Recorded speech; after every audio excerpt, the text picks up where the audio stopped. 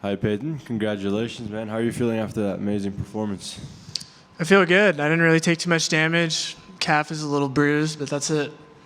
A lot of people had this fight between you and Cameron Saaiman, as you know, like the Battle of Prospects, had it circled on their fight night calendar, and so a lot of people also thought it was going to be more of like a back and forth type fight. So were you surprised it was as one-sided as it was? Yeah, a little bit. I thought he was going to give me a little bit more trouble, but I was astounded at how good I felt after I recovered, like after the weight cut, and how much weight I put on, and just how healthy I felt. After looking back at that, not so much. Were you surprised that he took those original first strikes you hit him pretty good with, as well as he did? No, not really. I was going to go after his head pretty hard because I heard he got part of his face reconstructed, so that was part of the game plan, and I knew I was going to be able to do some damage to it, but I didn't think it was going to be that early. And after taking out a prospect of that caliber like Cameron Saaiman, what sort of message do you think you left out there tonight? Just that I'm exponentially passing up the rankings, and I'm going to be trying to get into the top 15 hopefully pretty soon. And besides getting into the top 15, what other goals do you have by the end of this year?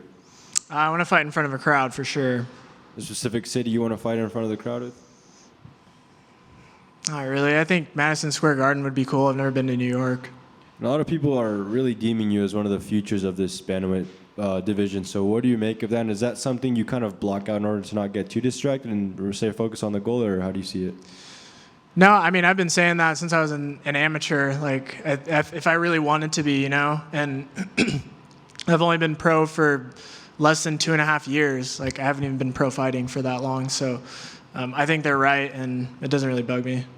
So when you won your first Contender Series contract, I asked you back then what would be your dream fight in this division. You mentioned O'Malley because you said some of your friends and people back home kind of saw the similarities between you two. So, I mean, now you're on a pretty good path. So what else do you think you need to do to get to that O'Malley fight?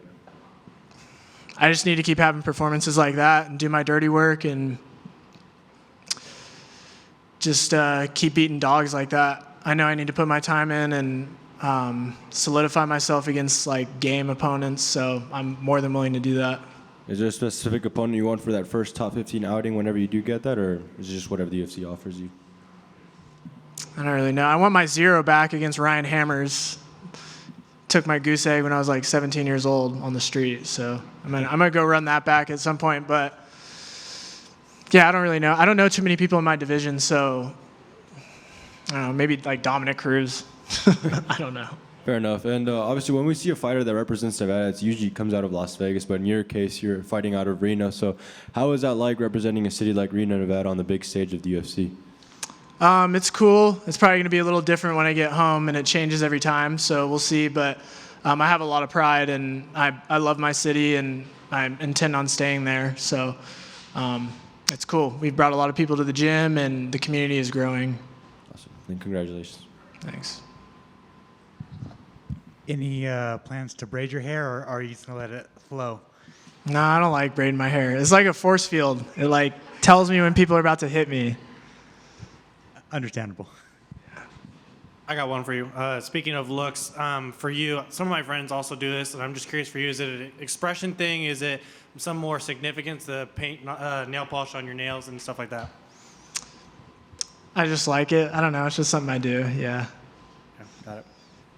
I was maybe 10 meters away from hearing that knee strike, and it was one of the most disgusting noises I've heard this year.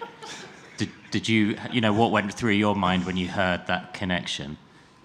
Yeah, it was pretty gross. I think it suction cupped onto his neck, so it made a really nasty noise. But I thought he was going to go out there because he wobbled a lot, and I was in my head, no way. You can't be done yet. And then, yeah, he rallied himself back up. What was the message and advice you heard from your corner? Because you came out in the second round, same mentality, same pressure, and the win kind of wrapped up quite quickly. Yeah, just more hands and just trust my striking and just staying on him, not giving him too much room to breathe, and then just that he's still dangerous because he was. Yeah.